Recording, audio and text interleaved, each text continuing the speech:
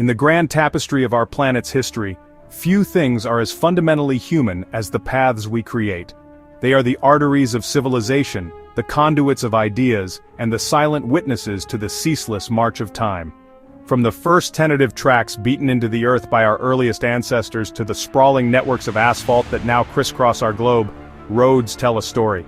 They speak of ambition, of conquest, of trade, and of the simple, enduring human need to connect with one another across vast and often unforgiving landscapes. But what of the very first great highways? The ones laid down not by machines but by hand, stone by painstaking stone. It is almost beyond belief that some of these ancient thoroughfares born in the cradles of empires long since turned to dust have survived. Not merely as museum relics or archaeological curiosities, but as living, breathing parts of our modern world, still bearing the weight of traffic, still feeling the tread of human feet. Their resilience is a testament to the ingenuity of their creators and the enduring power of their purpose. Join us on a journey through time as we explore the oldest roads in the world that are still in use today. We will travel from the heart of the Roman Empire to the sprawling deserts of the Middle East, and from the misty highlands of Britain to the legendary paths that carried treasures across continents. These are not just roads, they are timelines etched into the very surface of the earth, and today we will walk upon them, listening to the echoes of millennia. Our journey begins in the heart of what was once the most powerful empire the world had ever known. Here, in the year 312 BC, a remarkable vision began to take shape. The Roman censor, Appius Claudius Caecus, initiated the construction of a road that would become the benchmark for all future Roman engineering, a marvel that would earn the title Regina Viarum, the Queen of Roads. This was the Via Appia, the Appian Way, a direct, unyielding line of communication and military might stretching from the bustling heart of Rome southwards towards the heel of Italy. It was a declaration in stone and gravel of Rome's ambition and its mastery over the landscape. The construction itself was a monumental undertaking. Roman engineers, with a precision that is still astounding today, laid a foundation of heavy stones cemented with lime mortar, followed by layers of gravel, and finally, topped with massive, tightly fitted interlocking basalt blocks. This meticulous process ensured a road that was not only durable but also remarkably straight, cutting through hills and bridging valleys with an unwavering sense of purpose. For centuries, legions marched along its surface, their sandals striking a rhythm of conquest. Carts laden with goods trundled towards the capital, and messengers galloped with news that would shape the destiny of the known world. Even now, more than 2 millennia later, the spirit of the Via Appia endures. Sections of this great road, particularly the stretch just outside Rome, are preserved as a regional park. Here one can walk beneath the shade of towering Italian stone pines, past the crumbling facades of ancient tombs and catacombs that line the route. The original stones, worn smooth by the passage of countless generations, are still in place. To walk here is to feel a profound connection to the past, to imagine the chariots and centurions, and to marvel that this artery of a long-dead empire still pulses with life, used daily by locals, tourists, and cyclists. We now turn our gaze eastward to a network of routes so vast and so influential that it did not merely connect cities, but entire civilizations. This was not a single road, but a sprawling, shifting web of caravan tracks and pathways known collectively as the Silk Road. For over 1,500 years, this legendary network was the primary channel for commerce, culture, and ideas between the empires of China and the Mediterranean. Its name, coined only in the 19th century, hints at its most precious cargo, a fabric so coveted in the West that it was, for a time, worth its weight in gold. But silk was only the beginning. From the East came not just lustrous fabrics, but also spices, porcelain, paper, and gunpowder. In the opposite direction, caravans carried wool, glass, gold, and silver. Yet the most significant exchanges were often intangible. Religions like Buddhism and later Nestorian Christianity and Islam found new followers along these dusty trails. Scientific knowledge, artistic styles, philosophies, and even diseases spread with the slow and steady pace of the camel trains, reshaping societies in ways that military conquest alone never could. The Silk Road was the world's first great information superhighway. Today, the grand narrative of the Silk Road has fragmented, but its legacy is embedded in the landscape. While many of the desert tracks have been reclaimed by sand, significant portions of this ancient network have been paved over and modernized, forming the backbone of national highway systems in countries like China, Uzbekistan, and Iran. Driving along the Karakoram Highway, for instance, one follows a path trodden by merchants for centuries. In ancient oasis cities like Samarkand and Bukhara, the spirit of the Silk Road is palpable, where modern commerce continues in marketplaces that have buzzed with activity for millennia, a living testament to this enduring artery of human connection. In the rugged, sun-scorched landscapes of the Middle East lies a route of immense antiquity, a path so old its origins are shrouded in the mists of the Bronze Age.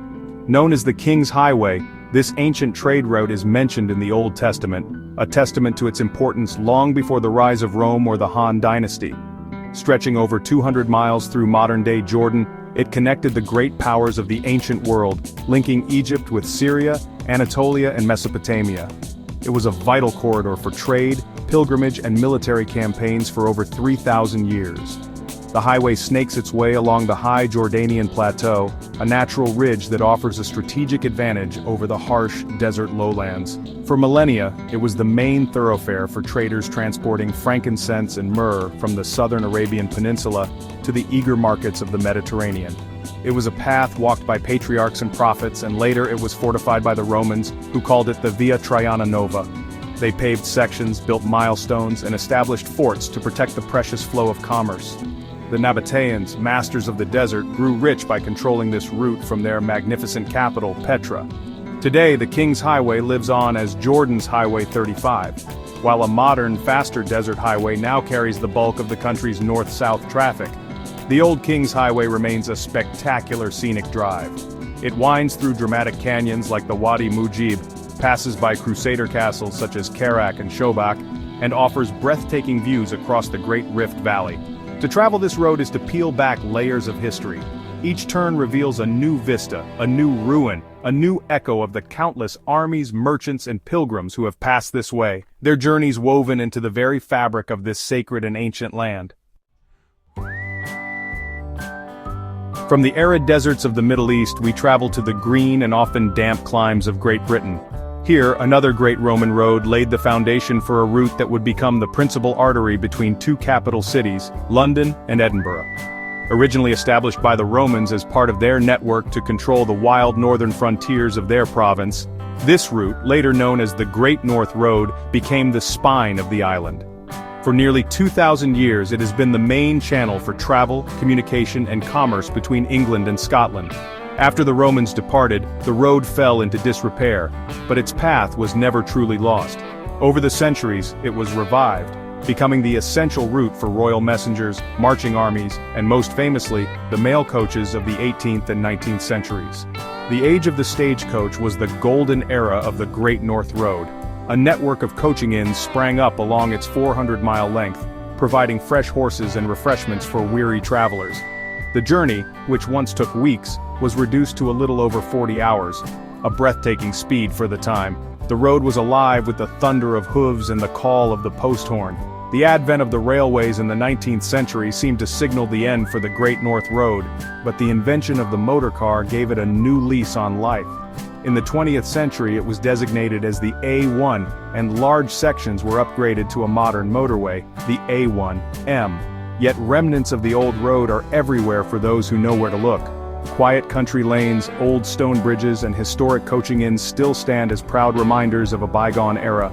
Driving the A1 today, one is still following that ancient Roman line, a direct link to a history of two nations, intertwined and connected by this single enduring ribbon of road.